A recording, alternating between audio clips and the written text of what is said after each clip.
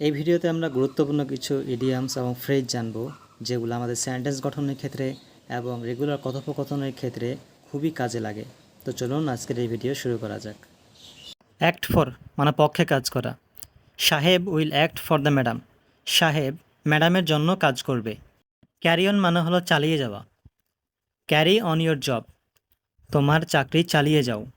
Look for মানে হলো খোঁজ করা। I am looking for a job, আমি একটি চাকরি খুঁজছি। হ্যান্ড অন মানে হলো হস্তান্তর করা। Hand on the book to your father, তোমার বাবার কাছে বইটা হস্তান্তর করো। গিভ আপ মানে হলো হাল ছেড়ে দেওয়া বা পরিত্যাগ করা। নেভার গিভ আপ, কখনোই হাল ছেড়ে দিও না।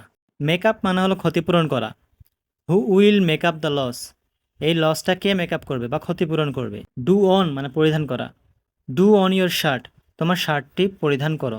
ব্রেক আউট মানে হলো ছড়িয়ে পড়া। Cholera has broken out through out the country, cholera পুরো দেশব্যাপী ছড়িয়ে পড়েছে।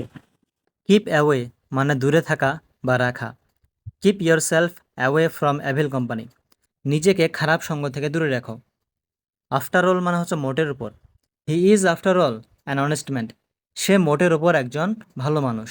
অল দ্য সেম মানে একই কথা। It is all the same whether you go or not, এটা একই কথা তুমি যাও আর না যাও। আ ব্ল্যাক শিপ মানে হচ্ছে কুলাঙ্গার। There is a black sheep in our club, আমাদের সঙ্গে একটা কুলাঙ্গার আছে। অল অ্যাট ওয়ান্স মানে হঠাৎ। All at once the crazy man shouted to the top of his voice, হঠাৎ একজন পাগল মানুষ জোরে জোরে চিৎকার করতে লাগলো। অ্যাজ ফর মানে হলো সম্বন্ধে।